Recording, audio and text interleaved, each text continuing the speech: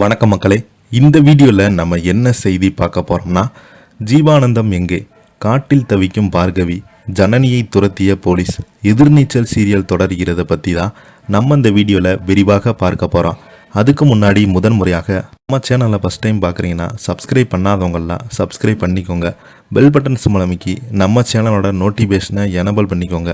நாங்கள் போடுற வீடியோ எல்லாமே உங்களுக்கு உடனுக்குடனே வந்து சேரும். வாங்க என்ன தகவல் என்ன செய்துன்னு இந்த வீடியோவில் விரிவாக பார்க்கலாம். ஜனனி ஜீவானந்தம் பார்கவியை தேடி காரில் சென்று கொண்டிருக்க குணசேகரன் தனது அடியாட்களுக்கு ஃபோன் செய்து ஜீவானந்தத்தை போலீஸார் சுட்டு கொன்றதாக அறிவுக்கரசி சொல்கிறாங்க. ஆனால் எனக்கு அதில் நம்பிக்கை இல்லை. அவங்கள தேடி ஜனனி சென்று கொண்டிருக்கிறாங்க. அவளுடைய போட்டோவை அனுப்பி வைத்து இருக்கிறாங்க. இது கேட்ட ரவுடி, அண்ணா நீங்கள் எதையும் பற்றியும் கவலைப்படாதீங்க, உங்கள் மகன் தாலி கட்டுவதற்குள் உங்களுக்கு நல்ல செய்தி வரும்னு சொல்கிறாங்க.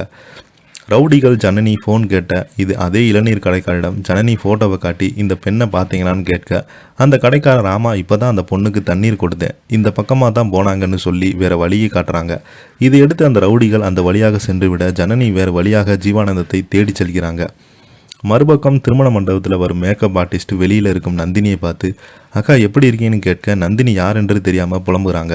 அப்போது அந்த பெண், அக்கா உங்களுடைய மசாலா என் மாமாவிற்கு ரொம்ப பிடிக்கும் என்று சொல்லி தோழியாக பேசுகிறாங்க.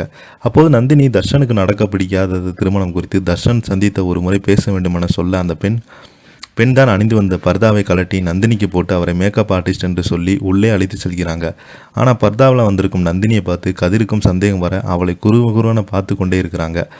இதையடுத்து இன்றைய எபிசோடில் ஜனனி பல தடைகளை தாண்டி ஜீவானந்தம் வருவதாக சொன்ன இடத்திற்கு சென்று விடுறாங்க. ஆனால் அந்த இடத்தை போலீஸார் சுற்றி வளைத்து இருப்பதால் பார்கவி ஜீவானந்தம் மறைவாக ஒரு இடத்துல அமர்ந்து கொண்டிருக்கிறாங்க. பல இடத்துல ஜனனி அவர்களை தேடி அலைந்து கொண்டிருக்கிறாங்க. அங்கு வரும் அதிகாரிகள் ஜனனிடம் இங்கே என்ன உங்களுக்கு வேலை என கேட்க, சும்மா சுற்றி பார்க்க வந்த சார் என சொல்கிறாங்க. உடனே அவங்க நிற்கக்கூட கிளம்புங்கன்னு சொல்ல ஜனனி வேறு வழியே இல்லாமல் காரை எடுத்து கொண்டு செல்கிறாங்க. இவை அனைத்துக்கும் மறந்திருந்த பார்கவி பார்த்து கொண்டு இருக்கிறாங்க. பின்பு திரும்பிய ஜீவானந்தை தேட அவங்க இடத்துல இல்லாதால் பதறிப்போன பார்கவி அவரை தேடி அலைகிறாங்க.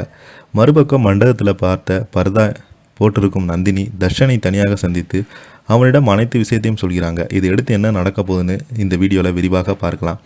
இதை பற்றி நீங்கள் என்ன நினைக்கிறீங்க? கீழே உள்ள கமெண்ட் பாக்ஸெலாம் மறக்காமல் பதிவிடுங்க. இந்த வீடியோ பிடிச்சிருந்தால் லைக் பண்ணுங்கள், ஷேர் பண்ணுங்கள், கமெண்ட் பண்ணுங்கள். நன்றி, வணக்கம்.